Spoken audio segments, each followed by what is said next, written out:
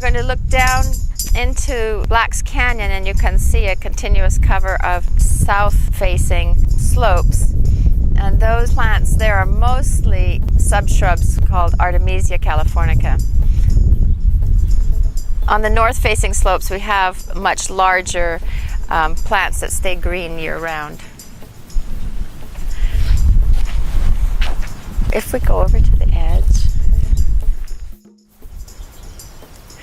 So you can see over on these southwest facing slopes that the shrubs are brown, gray, but still have a continuous canopy. The red color is actually the flowers of Eriogonum fasciculatum, or buckwheat.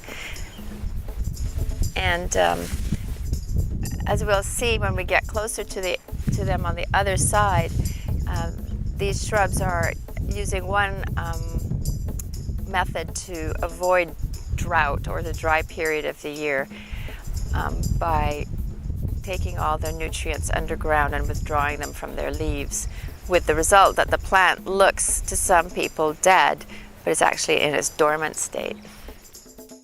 The marine reserve is not very large.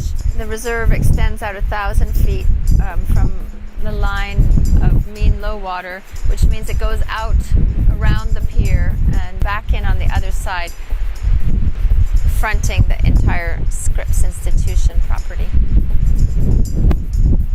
In the reserve, people can fish with a California fishing license. Shoreline portion of the Scripps Coastal Reserve, including what's called dike rock. There's an andesite, or extrusive rock formation that runs from the base of the cliffs out in a diagonal line towards the Scripps Pier.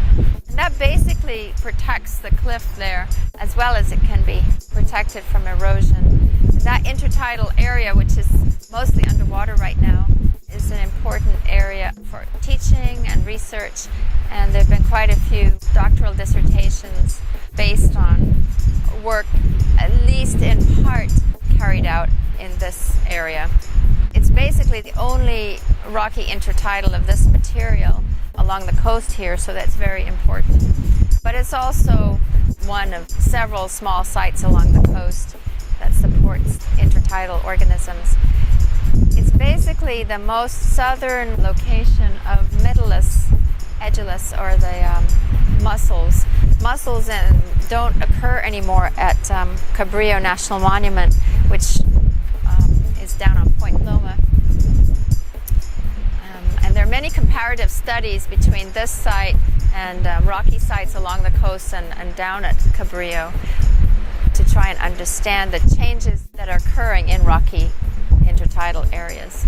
They're definitely losing species, and the species compositions are changing, and that's a focus of many studies that have been carried out by students and faculty at the Scripps Institution of Oceanography.